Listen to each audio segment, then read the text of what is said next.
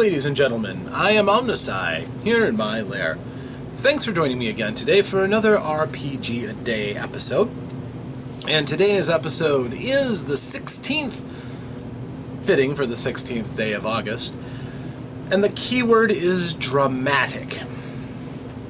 And I'm talking about my game. So, with DicePhile, I had the intention of following the very simple rule that you don't need to roll anything if a circumstance really isn't in doubt. And that is one of the things that my game mastering suggestions will include is, well, you know, if it's a trivial action that's going on, don't bother rolling for it. Don't make somebody take dice out of their dice pool because they want to cross the floor. Don't make people, you know, jump into something and it's like, oh, I wonder if I know something. There are free rolls and there are alternatives to always rolling dice to solve everything. The idea behind DicePhile is not to roll a die for every little thing. It is to represent every important thing in an action or an activity or a scene with a die, so that you can include it in consideration for the final result of whatever's going to happen. So, and you can use that for storytelling tools too. But dramatic means a circumstance that is set up in such a way to build on personal investment, where the result is left in doubt and the audience viewing the event is left with a sense of caring about what happens.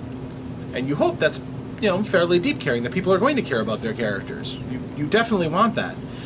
So my idea with all of this is that with the dice rolls and everything, obviously there's a certain level that is detached of drama where you make logical considerations on what you're going to do. You try to use gear and circumstance to your advantage to roll more dice. Why? Even if they're lesser dice, they get you away from the possibility of just rolling a 1 and utterly failing. If you roll nothing but 1s on a roll, that's a critical failure. Something bad is going to happen as a result, more so than just not doing whatever you were trying to do. Something really bad is probably going to result. You could get injured. You could lose a valuable piece of gear. Something can happen. And the circumstance would generally dictate what kind of thing could happen, but in almost any circumstance, you could get something. Even if you fail on a knowledge check, for instance. If you bothered to roll it, then while plunging through your mind trying to recall the information you need, you crack a migraine. It would suck. It would inflict a fatigue die on you, taking the top end off of whatever you would do because you're distracted by the pain in your head until it passes after an exchange or two. Those kind of things do add a little bit of drama. If there is an ultimate chance of success or failure, and only rolling when a result actually creates some sort of drama, some sort of question about whether or not it succeeds, and does it matter? Now, if there's question if it succeeds, but it doesn't matter, I would even say don't roll the dice. So, for instance, if you have a low wall, say 10 feet tall, your group has to get across the wall. Your average person can get over a 10-foot wall if they have somebody else around without any real difficulty. You will boost somebody up, and a wall should not be an obstacle at that height. So therefore, you might not even feel the need to roll if the players say something other than, I'm just going to run at the wall, jump, try to scale up it as best I can. Okay, then you're not getting any help, you're not really using the circumstances to your advantage, so have at it. You can make a roll for that.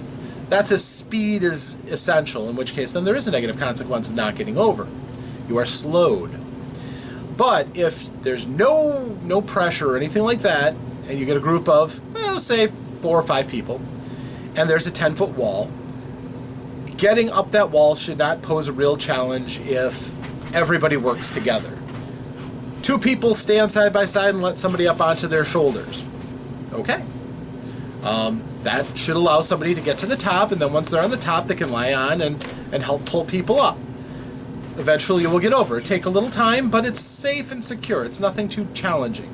Now, of course, if you are, on the run from a pack of zombie chihuahuas, and you don't have the time to do that, then that becomes more dramatic. You don't want the zombie chihuahuas to kill you, gnawing you to death, little bites by little bites.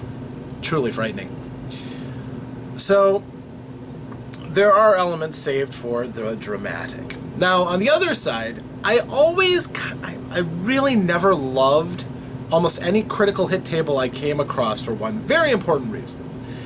That is, the magnitude of the critical is so often just left to chance. In my game, if you roll particularly well, you will have an elevated success. So, for instance, if your foe rolls a 2 for their defense and you roll a 9 for your attack, that's a big degree of separation and should result in a major injury coming across. Now, depending on the weapon, you could wipe out a person's dice pool that way and kill or very badly injure them. Or knock them out if you prefer to do that. On the other hand, if somebody attacks you and they roll a 2, and you defend incredibly well with a 9, there might be a consequence. If you are that trained that you can get that kind of a result, you might be able to disarm your foe. Be an interesting thing. There are rewards. If you bother to rolling really, really well should give you elevated results without resorting to a random table that says, okay, you also chopped into the person's kneecap, slowing them. So those are narrative things that the Game Master can include.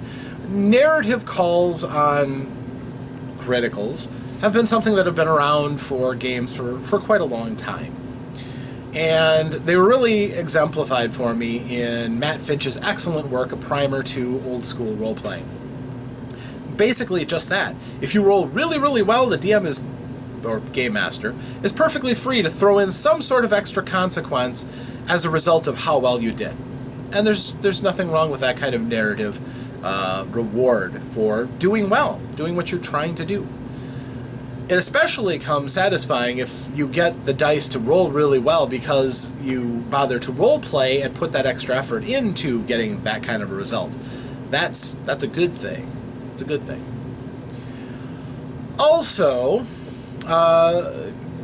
not much sucks worse than you get to the dramatically high point of a series or a scene, and the player's dice just die, just give out.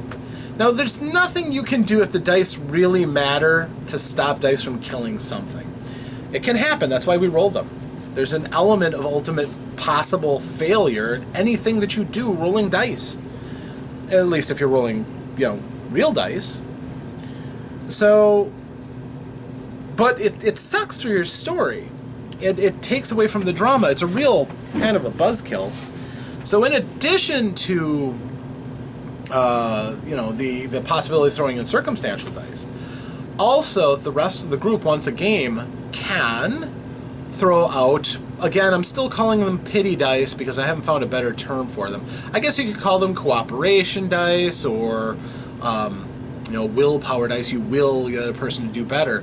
But they can take a dice out of their dice pool, hand it to you, and let you roll it. It'll be spent and go back to your spent dice pool, but it gives them another bite at the apple if they are otherwise going to utterly fail. And especially appropriate if that's the consequence of utterly failing is death, or being knocked out in a scene. You don't want that. So that's a possibility. The final dramatic possibility that I have, and this is something that would come up in a group that doesn't use as much role-playing, is there's the possibility of narrating your action. That is, standing up. You can do this once per game. Standing up and delivering a heroic speech outlining how what you're doing should have gone. And then you get one more reroll of the best die that you've got. You can only do this once, but it should be suitably heroic. This is basically, in cinematic sense, like going through the editing and then calling on the actor to take one more take because what you got on film isn't good enough, and they get to deliver the key blow. It could fail again. Ultimately, you only get so many bites at the apple. But at least it's got these elements that worked in so that when it's dramatically appropriate, your characters can perhaps overachieve at something that they're really trying to do. And again, most people are probably going to use that for the dramatically appropriate moment in the story, the climax of the whole story. But I believe that having a few elements like that is important. Ultimately, they will also be optional. People can use them or not use them. That is their call. Some game masters just want to let the dice fall where they may the first time, and you're good. Some may be opposed to the pity dice. They might demand that you can only contribute if you're actively helping somebody, rather than be across the battlefield and go, "You can do it!" I'm fine with either way. I like the idea of a pity die myself, because there's again, you're hopefully rooting for your teammates, the fellow players around you. You want them to succeed. And if it costs you but little, just a single die out of your pool, to just say, "Here, take this." Hopefully this can get you out of that. And only one person can do it on an attempt, and they can take the die of their choice, as long as it's not greater than any die that they'd be able to roll with that check.